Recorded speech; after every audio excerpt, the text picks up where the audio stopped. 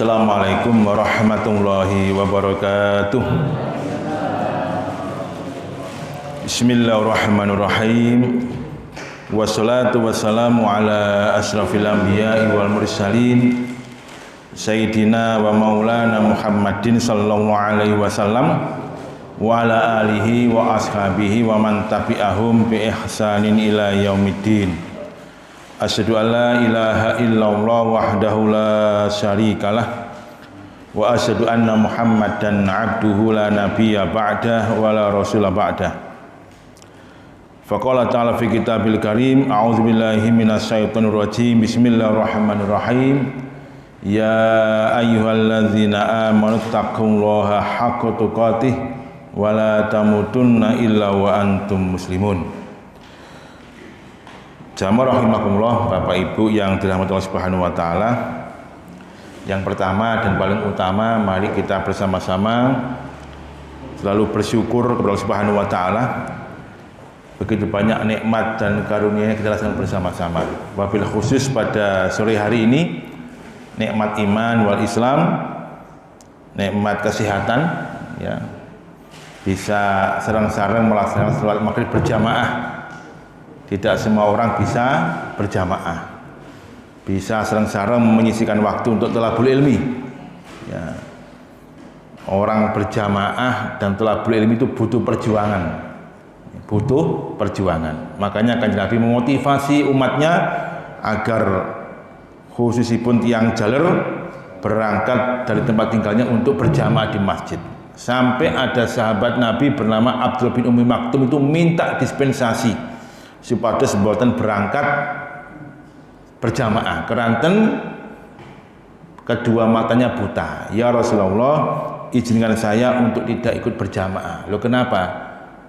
Dia mengatakan walaisa rajulun yaqudunal masjid, karena saya nggak punya teman yang bisa menuntunku ke masjid, ya. Abdul bin Ummi Maktum yang buta mripate.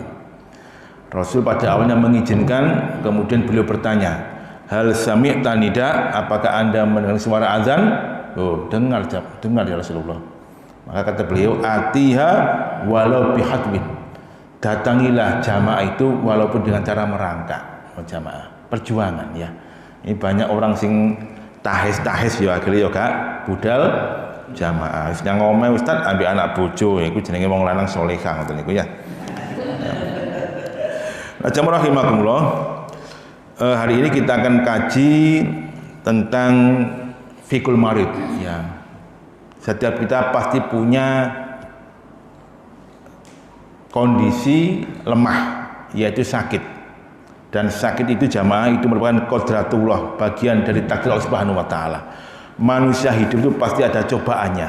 Di antara cobaannya adalah rasa sakit. Allah katakan di dalam surah Al-Baqarah ayat 155. Bismillahirrahmanirrahim. Wal nabluwannakum bisyai'im minal khaufi wal ju'i wan naqsi minal amwali wal anfusi was samarat. Ada fi'il mudhari', bala yablu, nablu, dan kami akan menguji, diapit dengan dua huruf takkid lam dan nun, ya. Wal nabluwannakum, dan pasti kami akan menguji kamu sekalian. Fi'il mudhari' jamaah rahimakumullah itu fungsinya adalah lil hadir wal mustaqbal, hari ini dan juga untuk esok. Kalau hari ini kita belum dapat ujian, pasti besok akan ada ujian. Kalau hari ini kita masih sehat misalkan, pasti besok akan sakit. Nah, gitu ya. Bisyai'i minal khaufi wal ju'i wa naqsim minal amwali wal anfusi was samarat. Ya, macam-macam ujian itu. Ya, bisa paceklik, bisa kekeringan, bisa ketakutan, kekhawatiran, bisa kematian, bahkan sakit pun juga bagian dari ujian. Nah, pertanyaannya adalah ketika kita dapat ujian berupa sakit, ya, kira-kira apa yang kita lakukan? Nah, para ulama fikih sudah menjelaskan berkaitan dengan adab orang yang sakit, ya, yaitu fikul marid, ya. Kita lihat dulu pengertian dari musibah orang yang sakit itu jamaah. Dijelaskan di sini bahwa banyak hadis-hadis Nabi berkaitan dengan orang yang sakit, bahwa orang sakit itu salah satu dari kemuliaan yang dimiliki oleh yang beriman khususnya. Kenapa kemuliaan? Karena ketika dia sakit, dia mendapatkan minimal 2 keistimewaan. Yang pertama, yukafirus sayyi'at wa yamhud dzunub. Yang pertama gimana kok, bahwa sakit itu akan bisa menghapuskan kesalahan-kesalahan kita. Dan yang kedua, bisa menghapuskan dosa-dosa kita, menggugurkan dosa-dosa kita. Banyak hadisnya. Misal riwayat dari Imam Bukhari wa Muslim dari sahabat Abu Hurairah, sampai Rasul mengatakan seperti ini, subhanallah. Man yuridillahu bi khairan yusib minhu. Barang siapa yang Allah kehendaki kebaikan, maka Allah memberikan dia musibah. Dan musibah itu berupa sakit.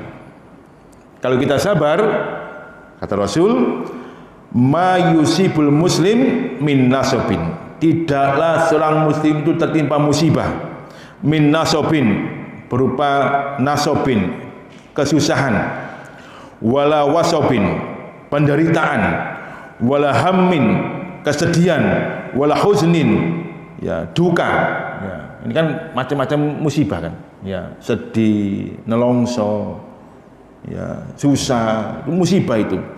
Hatta saukatu yusakiya, sampai ada duri yang menatap di kakinya, kalau dia bersabar, illa kafarallahu biha min khotoyahu, maka kecuali Allah akan menghapuskan, ya, dengan musibah itu, ya, kesalahan-kesalahannya. Subhanallah jamaah, ya. Jadi nek mersani ngaten iki kok koyok-koyok kita ini bersyukur kalau dapat musibah, karena ini sarana pengguguran dosa-dosa kita. Ya. Kanjeng Nabi juga pernah mengalami sakit jamaah. Ya. Namanya sakit panas. Ya. Suatu ketika Abdullah bin Mas'ud, ya, dakhaltu ala Rasulillah. Saya pernah masuk ke rumah Rasulullah. Wa huwa yu'aku. Beliau sedang sakit panas. Fakultu ya Rasulullah, tu Kanjeng Nabi, innaka du'aku wa'kan syadidan. Kanjeng Nabi, panjenengan kok ketinggalani panas. Panasnya sangat panas, ya. Qala ajil, betul, saya sedang panas ini. Bahkan ini aku kama yu'aku rajulani minkum. Aku ini panasku ini, kata beliau, itu seperti panasnya 2 orang di antara kamu sekalian. Saking panas jamaah. Ya, panas Kanjeng Nabi ku padha karo ukurane panasnya 2 sahabat Nabi. Fakultu, maka saya pun berkata kepada Rasulullah, zalika anal ajra ini, oh dengan demikian panjenengan dapat 2 pahala ya Rasulullah.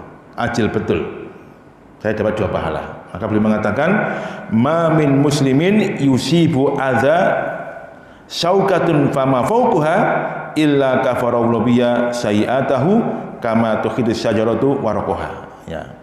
Tidaklah seorang muslim itu terkena musibah dengan berbagai macam kesakitan sampai dengan duri dan apapun lebih dari itu, kecuali Allah akan hapuskan dosa-dosanya dan Allah akan gugurkan dosa-dosanya seperti gugurnya dedaunan dari pepohonan.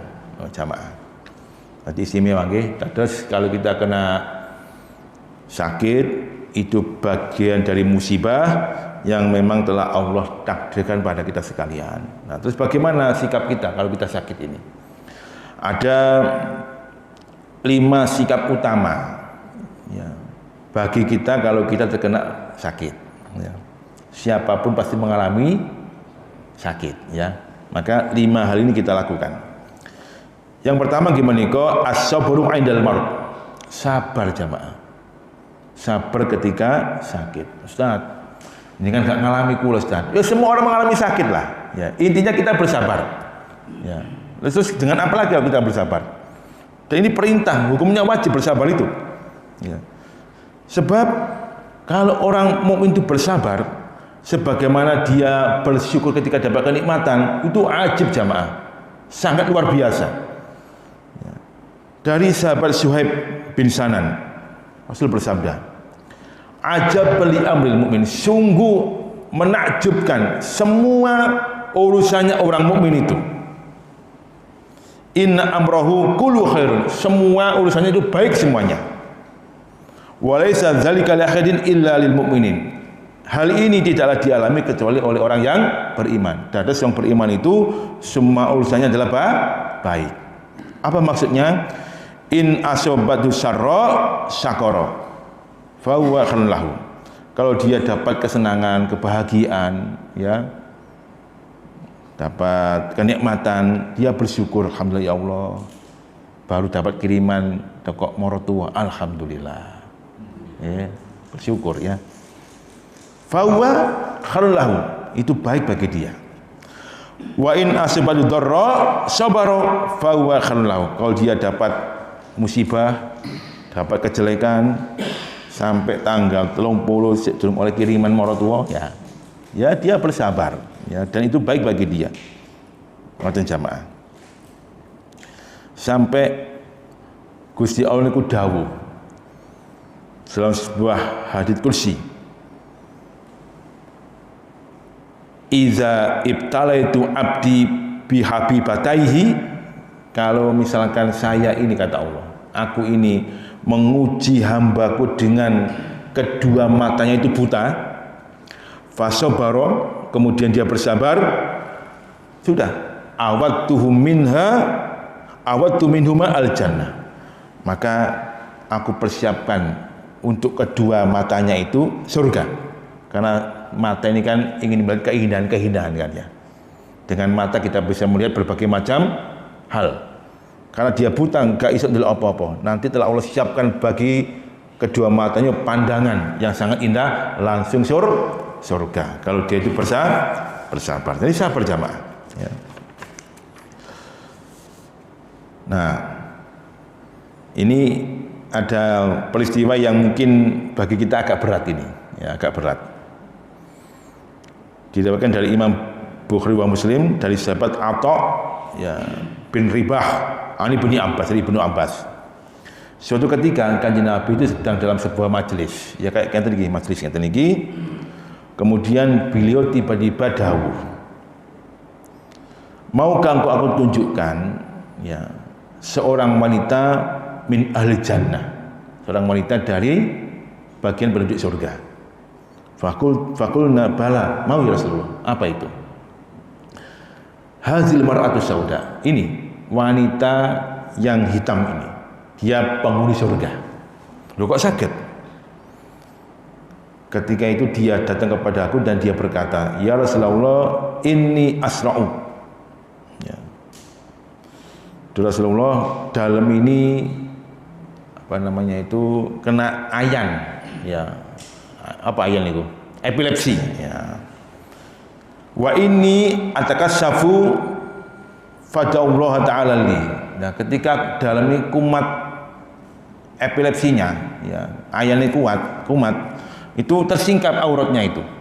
Kan nggak sadar kan? Nah, nggak sadar. Ya, seperti pengalaman saya ketika khutbah Jumat di Masjid Mojosari itu, anak SMA jamaah, biasa-biasa mawon, tiba-tiba langsung kumat epilepsinya itu, gini-gini, ya, aku juga kaget itu, ya. Akhirnya setelah itu sadar, setelah, udah seperti biasa lagi. Ini ada wanita yang dia itu punya penyakit epilepsi atau ayanen. Nah, ketika dia kumat itu auranya tersingkap. Ya Rasulullah, fada'ullah ta'ala li, tolong doakan untukku agar penyakit saya ini bisa sembuh. Faqala dawuh sapa Kanjeng Nabi, in syi'ti sobarti walakil jannah. Kalau engkau itu mau, kamu bersabar, kamu dapat surga. Ya. Sabar dengan penyakitmu itu, maka bagimu surga. Wa in syi'ti da'autu Allah taala ayyu'afika. Kalau kamu juga mau, ya, saya akan berdoa kepada Allah agar Allah menyembuhkanmu. Milih yang mana? Kamu bersabar dengan penyakitmu, ya, kamu dapat surga, atau aku doakan kesembuhan kamu. Maka wanita ini memilih, ya Rasulullah, asbir, saya akan bersabar kalau gitu, karena saya dapat surga. Nah, kemudian berpalinglah wanita ini, baru dapat beberapa jangka dia balik maning. Ya Rasulullah, ini atakassafu fada'ullah ta'ala li alla ataksifu fada'alah. Rasulullah, tapi bagaimana ketika saya ini kumat, ini aurat saya itu tersingkap. Maka kalau demikian sudah doakan kepada Allah agar ketika saya kumat enggak tersingkap aurat saya. Maka kemudian didoakanlah untuknya. Ya jamaah. Ini kan dua pilihan yang sangat berat. Jangan sakit ya, bersabar dapat surga atau berobat. Ya. Gitu ya. Ya intinya kita bersabar. Terus pertanyaannya, apakah orang bersabar itu nggak boleh berkeluh kesah? Boleh jamaah.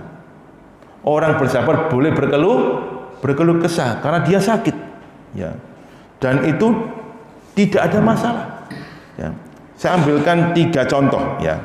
Pertama Rasulullah, ketika beliau sakit panas, yang tadi saya ungkapkan hadisnya itu, datang Abdullah bin Mas'ud, ya.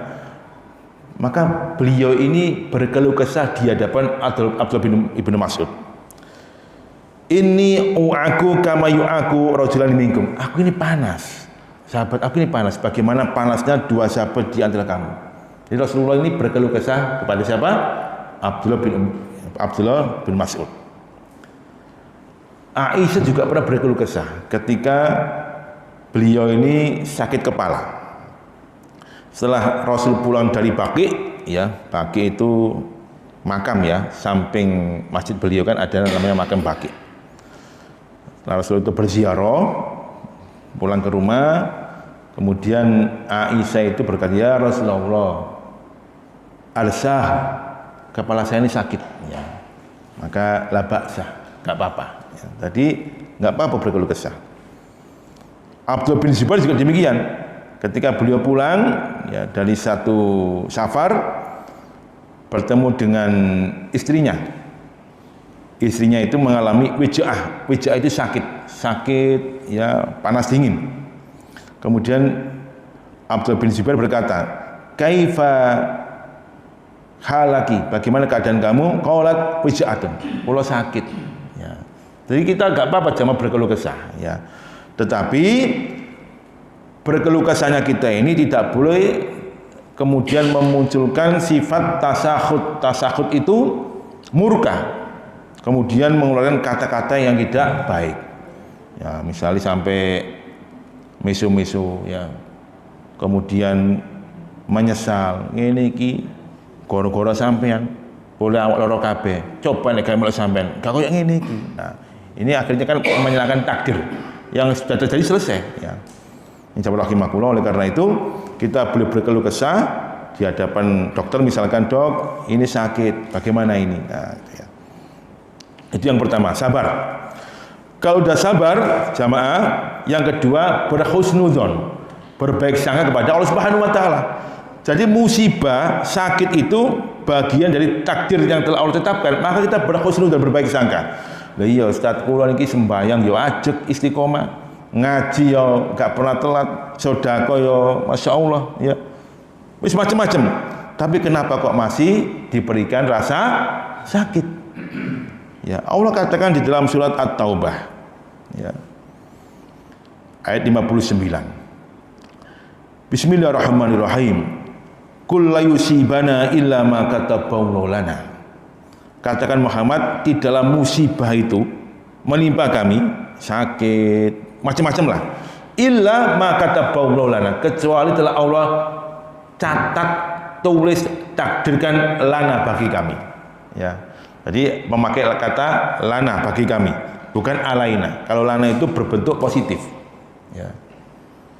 Ini jamaah, jadi ternyata musibah yang menimpa kaum mukmin itu, rasa sakit kita itu bermakna positif. Ya, positif. Makanya kita berhusnudzon, berbaik sangka kepada Allah Subhanahu wa taala. Apalagi wong loro itu jamaah, itu antara nyawa ya, hidup dan mati tinggal menunggu waktu. Makanya kemudian harus berhusnudzon. Makanya Allah Rasul mengatakan, la yamutunna ahadukum illa bi husnudzoni billahi ta'ala. Janganlah sekali-kali kami itu mati kecuali untuk selalu berhusnudzon, berbaik sangka kepada Allah Subhanahu wa taala. Berbaik sangka. Enggak usah ya sembahyang ya pancet kok ngene. Sembahyang wis, ya enggak boleh jemaah ya.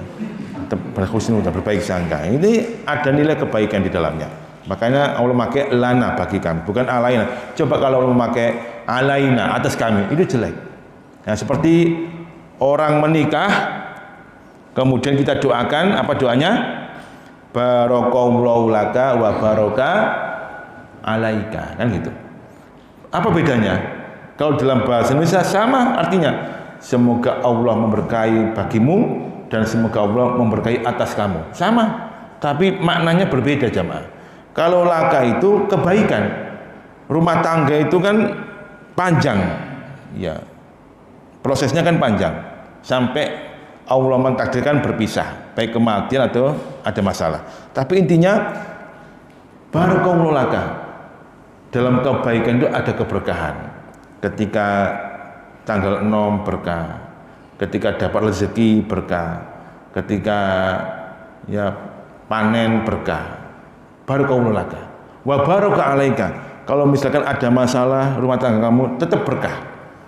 Tanggal tuwe tetap berkah. Ya, paceklik tetap berkah. Ya, berkah semua jamaah. Makanya bersyukurlah orang yang menikah itu. Ya, semuanya berkah. Ngoten nggih? Ya, alhamdulillah. Ya. Tinggal beberapa saat lagi ya. Nah, jamaah rahimakumullah. Ya, barokah ya. Baik, berhusnuzon, berbaik sangka kepada Allah Subhanahu wa taala. Yang ke berapa? Ketiga, ya. Orang yang sakit ini jamaah rahimakumullah itu tetap semangat beribadah. Makanya begini. Sekarang kita ini sedang sehat walafiat ya. Mumpung masih sehat, ayo totalitas beribadah. Jangan nanggung-nanggung mumpung masih sehat. Wis lah. Nanti kalau kita sudah sakit, nggak bisa totalitas jamaah. Ya, kalau kita sehat, kita bisa berdiri, ya, kita bisa berjalan jauh, kita bisa menghadiri berbagai macam majelis taklim. Nek wis loro gak iso apa-apa. Yo longgo, ya, tunuk-tunuk lakune. Wis gak lincah lagi jamaah. Makanya kemudian ada kaidah dari hadis Rasulullah bahwa al-maridu yuktabu lahu ma kana ya'mal wa sahih. Orang yang sakit itu jamaah, itu ketika dia beribadah dihukumi sama dengan ketika dia sehat. Tuh, enak kan? Ketika dengan sehat walafiat itu rajin ibadah totalitas. Ketika kita sakit gak bisa seperti itu, maka hukumnya sama ketika itu. Ya. Apa dasarnya? Hadis dari Abu Musa al-Asy'ari bahwa Nabi bersabda, "Idza maridul abdu aw safaru." Ketika seorang hamba Allah itu sakit atau sedang dia safar, padahal ketika dia sehat, dia rajin ibadah, ketika dia itu mukim, dia totalitas beribadah, kutibalahu mislu ma kana ya'malu muqiman wasahihan, maka ibadahnya dicatat seperti ketika dia itu sedang sehat dan sedang mukim. Makanya kalau hari ini jamaah kita sehat, besok Senin kita berpuasa, mumpung sehat. Puasa Senin ditambah lagi dengan Selasa, Rebu, Kamis, Ayyamul Bid. Masya Allah mantep ini besok. Senin poso Senin, Selasa, Rebu, Kamis, Ayyamul Bid, ya. Loh, dapat 4. Ya, luar biasa. Mumpung sehat, ayo poso. Engko nek wis lara gak iso poso, Pak. Weteng luwe aku kudu mangan, ya. Nggih, samurat ya. Nggih, ngoten ya. Jadi ibadah tetap totalitas. Begini, setan itu jamaah, ini berkali-kali saya sampaikan, itu puncak-puncaknya menggoda Bani Adam itu ketika dia sedang sakit, al-mardu wan naza, ya, ketika dia naza, sakit dan naza. Kenapa setan itu puncak-puncaknya menggoda manusia ketika dia sakit? Karena ketika dia sakit itu sedang posisinya labil-labilnya emosi, gampang berkeluh kesah, kemudian malas. Orang kan malas kan, mau ke kamar mandi malas, tapi sembahyang malas. Gak diingat no, gak sembahyang. Makanya kemudian orang sakit itu ya wajib ditunggu, gak boleh kita tinggalkan. Ya. Maka dari jamaah rahimakumullah, ketika kita sakit tetap wajib beribadah. Kalau gak bisa ngadeg, duduk, nggak bisa duduk, berbaring, apapun posisi kita tetap sholat. Ya. Wa'bud rabbaka hatta ya'tiyakal yakin. Sembahlah Allah, sujud, rukuk sampai ajal itu menjemputmu. Selama masih hidup tetap sholat. Nah, nek gak iso sholat jamaah, ya dituntun. Ya, dituntun. Ayo Pak sholat, dibisiki di telinganya, sholat. Ya. Kita tuntun sama-sama agar dia sholat. Sampai kemudian ajal menjemputnya baru disolati kan gitu. Makanya mumpung sehat, ayo kita rajin beribadah. Kadang-kadang kula niki masya Allah ya, ningali tiang-tiang niku ya kalau masih muda ya, tadi pagi saya ngaji di Japan itu ya, berangkat sebelum subuh masih banyak orang-orang cangkruk-cangkrukan. Ketika aku mendengar suara azan, bubar cangkrukane mulai dewi-dewi. Ya masya Allah ya, kan eman waktu muda dipakai seperti itu. Depan rumah saya pas juga demikian, sampai rumah itu. Ya, ketika saya tangi jam 2, jam 3 itu ramai cangkruan. Ketika saya keluar dari pagar, bubar kabeh wis karena kumandang suara azan. Subhanallah. Ya, monggo, mumpung masih sehat, ya kita banyak beribadah. Nanti kalau kita udah sakit kita akan menyesal. Yang keempat jamaah rahimakumullah, yaitu al-ikhtiyar, ya berusaha. Berusaha ini dengan berobat. Sebelum kita masuk ke sana, ada adab yang namanya iyadatul marid. Bagaimana adab kita mengunjungi orang yang sakit. Ya. Saya sebutkan di sini, kalau kita mengunjungi orang sakit, itu ada adabnya jamaah. Ya. Apa adabnya? Yang pertama, nek wong loro, ya. Ayyada'u wal a'id lil maridi bisifa wal afiyah. Teko mendoakan untuk yang sakit agar segera sembuh dan segera baik. Didoakan jamaah. Ya. Kemudian yusi bisabri wal ihtimal. Ya, diwasiati agar dia ini sabar dan tabah. Sabar Pak, tabah nggih. Iki cobaan. Sakit napa Pak jenengan Pak? Bengi pas ndingklu terus moro-moro tangi gegerku niku sakit terus dada niku deg. Nggih, pun sabar mawon, pun biasa ngoten niku. Nggih biasa. Tangga kula nggih wonten ngoten niku. Terus jeneng mati. Waduh. Ya jangan ya. Jangan, sabar ya. Ya. Wa yaqula lahul kalimat thayyibah allati tudibu nafsahu ya tadi. Jadi berikan kalimat-kalimat yang baik, dimotivasi jamaah, dimotivasi tuqawi ruhahu ya, diberikan kekuatan. Kemudian juga ya bisa lihat membawa oleh-oleh. Loh, ternyata juga sunnah jamaah membawa oleh-oleh. Itu dalam rangka untuk menguatkan ya dan memotivasi dia. Jadi kan temen iko teko tok gak nggawa apa-apa ya. Sing lara iku ya nelongso. Apa meneng ndek meja akeh panganane jenengan datang gak nggawa apa malah ngentekno pangan wah. Malah gedem-gedem sing sakit ini. Nah, makanya kemudian bawa sesuatu yang menggembirakan ya tuqawi ruhahu ya menguatkan ruhnya ya dengan kalimat baik atau membawa samratul yad oleh-oleh. Oleh-oleh bisa berupa matengan, bisa berupa mentahan ya. Amplop ya. Sing kandel, kandel tambah cepat waras ya. Ya. Kemudian yang terakhir ya, wa istahabbu takhfiful iyadah wa taqliluha ma'amkana ya. Ya kalau kita berkunjung sebaiknya jangan lama-lama ya, jangan lama-lama karena wong loro itu cepat kepengin istirahat, ojo suwe-suwe. Ya dijak ngobrol ngalung ngidul ngitangulon gak mari-mari. Ya butuh istirahat, maka kemudian istahabut takhfiful iyadah ya ringan, jadi enggak usah lama-lama. Itu adabnya kita mengunjungi orang yang sakit. Nah, jamaah rahimakumullah. Baik, kemudian al-ikhtiyar bitadawi. Ya, berusaha dengan berobat. Orang sakit itu disunahkan untuk berobat. Ya, berobat. Ada jamaah saya di Japan itu ya alhamdulillah dia ini kerja di Motasa ya, udah jadi pimpinan. Dulu pernah direkturnya ada masalah ya kesurupan, kemudian saya dengan Pak John ke sana. Rumahnya bau bagus Pak di Surabaya itu. Ya, mulai disangoni kandel ya, sampai dioleh jajan akeh. Nah ini teman saya ini kena sakit, ya sakit, akhirnya dia nggak kuat, kemudian dia resign dari Mutasa. Eman saja nih, udah pangkatnya tinggi dia resign. Nah anehnya, ya dia ini tabah mawon, koynya pasrah misal, ya. Padahal nggak seperti itu. Ya dia harus berobat. Kalau berobat di sini nggak bisa, dia harus bisa lebih meningkat lagi. Karena sesungguhnya ketika Allah Subhanahu Wa Taala memberikan dia penyakit, pasti ada obatnya. Ya, kita lihat hadisnya. Hadisnya banyak sekali. Ya. Dari Anas dan Ibnu Mas'ud. Riwayat dari Imam An-Nasa'i dan Ibnu Majah al-Hakim.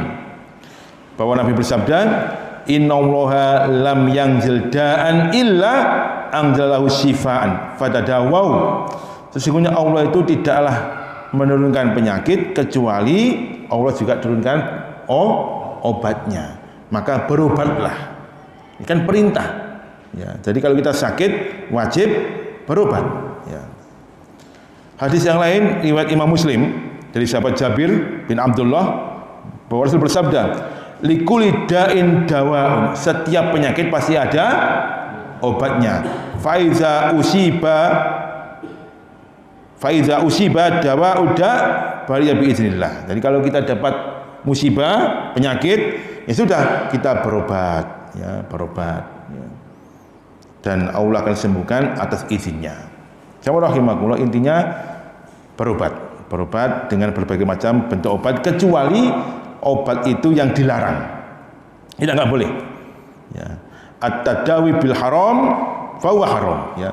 Berobat dengan hal yang haram maka hukumnya haram. Ini sudah sepakat para ulama dan juga dikuatkan oleh Rasulullah dalam sebuah hadis sahih riwayat Imam Muslim. Ya. Ada seorang sahabat ya, ditanya, ya Rasulullah, ada dawa bil khamri yasna'u walidawa. Rasulullah, boleh enggak saya berobat dengan khamr yang dibuat untuk obat, Jadi ada khamr yang dibuat untuk berobat. Faqala, maka Rasul bersabda, innaha laysat bidawain. Itu bukan obat itu. Walakinnaha da'un, tetapi penyakit. Meskipun ada khamr yang katanya bisa untuk berobat, itu bukan obat, tapi penyakit. Ya. Makanya kan ada orang-orang itu yang berobat dengan berbagai macam-macam hal yang haram kan. Misalkan gatel gak mari-mari, mangan tekek, ya. Mulai tekek, mangan tekek. Ono sing ngomong mangan cecek, isok mari. Itu kan semuanya kan gak boleh, haram hukumnya. Kemudian makan ular, ya apa? Darahnya ular, itu kan haram jamaah, nggak boleh. Ya. Jadi makan nyambe, ya itu kan. Ya, ini juga haram karena nyambe itu binatang habis, binatang yang menjijikkan. Ya, maka kita nggak boleh. Lapo makan nyambe, sate kulis ono kok nyambe, ono kambing, ono ayam golek nyambe. Ya. Jadi kalau saya itu berangkat kerja itu di Gedek itu ada ya sate nyambe, ya Allah. Ono sate kambing sih enak kok golek sate nyambe. Baik. Terakhir jamaah rahimakumullah, ya. Sesakit apapun ada dua pantangan yang tidak boleh kita lakukan. Yang pertama, berobat dengan hal yang haram, yaitu dengan ruqyah haram, ya. Dengan tamaim, dengan jimat, ya. Yang kedua, at-tamanna anil maut, berangan-angan mati. Saya bacakan hadisnya, ya. Karena ada orang itu kan sakitnya gak mari-mari, kemudian akhirnya mati yang ini mati ya ini. Ya, itu nggak boleh jamaah, ya nggak boleh. Ya, kita lihat bagaimana Rasul menegur ya paman beliau ketika dia itu berangan-angan meninggal dunia, yaitu Abdullah bin Abbas. Ketika itu Abdullah bin Abbas sedang sakit, ya, dan dia itu nelongso. Ya. Dakhala alal Abbas. Jadi sebetulnya Rasulullah itu masuk ke pamannya yaitu Abbas ya. Anaknya kan Abdul bin Abbas. Jadi Abbas ini adalah paman beliau. Wa yastaki fataman al maut. Dia ini berkeluh kesah karena dia sakit berkeluh kesah. Kemudian dia berangan-angan mati. Terus kasar kita, mati ya sini, gak mari penyakitku iki, loro kabeh. Ya. Maka kemudian Rasul bersabda, ya Abbas, ya ammi, wahai Abbas, wahai pamanku, la tatamannal maut. Kamu jangan berangan-angan mati. Ya. In kunta muhsinan tasdadu ihsanan ila ihsanika khallahu. Kalau engkau itu orang baik, maka Allah berikan kau ujian dan kau bersabar, ini kebaikan dan itu baik bagi kamu. Nah, jadi kebaikan. Wa in kunta musian fa in tu'akhir nasta'id khair lahu. Kalau engkau itu orang jelek misalkan, kemudian Allah memanjangkan usia kamu, ini ada peluang bagi kamu untuk banyak bertaubat, maka itu baik bagi kamu. Nah, itu sama. Fala tamannal maut. Janganlah engkau itu berangan-angan mati. Ya. Nonton nggih. Jadi gak boleh berangan-angan mati. Terus pripun Ustaz? Wis kadung loro temel iki ana apa niki? Gak kuat pisan. Loro gak kuat pisan. Abot ya. Ya, kalau gitu berdoa saja. Ya. Apa doanya? Itu mengajarkan bagaimana hadis Rasulullah, la yatamanna ahadukumul maut lidurrin nazala bihi. Janganlah setelah saudara kamu itu berangan-angan mati dengan sesuatu yang menyakitkan dalam diri kamu sekalian. Fa in kan labuda mutamanniyan lil maut. Ya. Kalau misalkan dia memang harus seperti itu, wis lorone mentok gak iso diobati maning. Wis ya apa? Kemudian dia wajib untuk berangan-angan, ya aku mati, malah ngerepoti anak bojo, ngerepoti keluarga, masakno, ya. Maka diajari doanya, faliyakul, maka berdoalah, Allahumma ahyini maka hayatu khalli. Duh Gusti Allah, panjangkanlah usia kami, hidupkanlah aku apabila kehidupan ini baik bagi aku. Wa tawaffani in kanatil wafat khalli. Maka matikanlah aku ya Allah apabila kematian ini juga baik bagi aku. Nah, ngoten jamaah.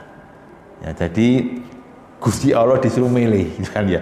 Duh Gusti Allah, panjenengan paling kula umur panjang, kegesangan menawi gesang niki baik bagi saya. Nek kula mati nggih muga-muga mati kula niki juga baik bagi saya. Iku nek wis kepekson nggih mentok wis gak iso maneh. Apa maneh ya.